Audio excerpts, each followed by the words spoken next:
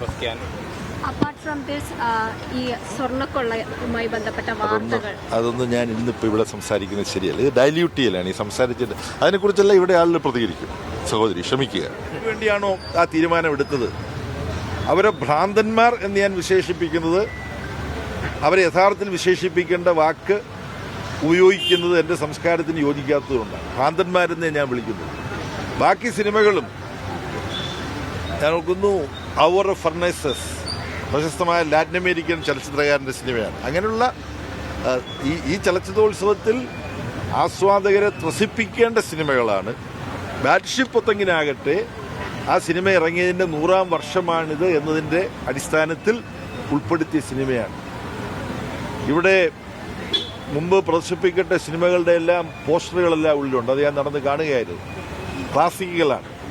അതിലൊരു സിനിമയുടെ പേര്, ലോകപ്രശസ്തനായ ചാർലി ചാപ്ലിൻ എടുത്ത ഒരു സിനിമയുടെ പേര് ഇപ്പോൾ ഭ്രാന്തമായ ഈ തീരുമാനമെടുത്തവർക്ക് നല്ല വിശേഷണമായിട്ട് യോജിക്കും.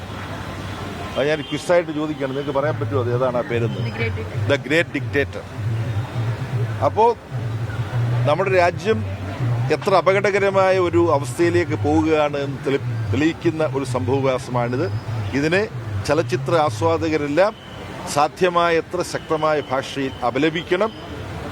നമ്മുടെ രാജ്യം വളരെ അപകടകരമായ അമിതാധികാര പ്രവണതകൾ മാത്രമല്ല, നവഫാസിസ്റ്റ് പ്രവണതകളിലേക്ക് കേന്ദ്ര ഗവൺമെൻറ്റിൻ്റെ നീക്കങ്ങൾ ഉണ്ട് എന്ന് വെളിപ്പെടുത്തുന്ന ഒരു ദുഃഖകരമായ അപലപിക്കപ്പെടേണ്ട സംഭവവികാസമാണ്.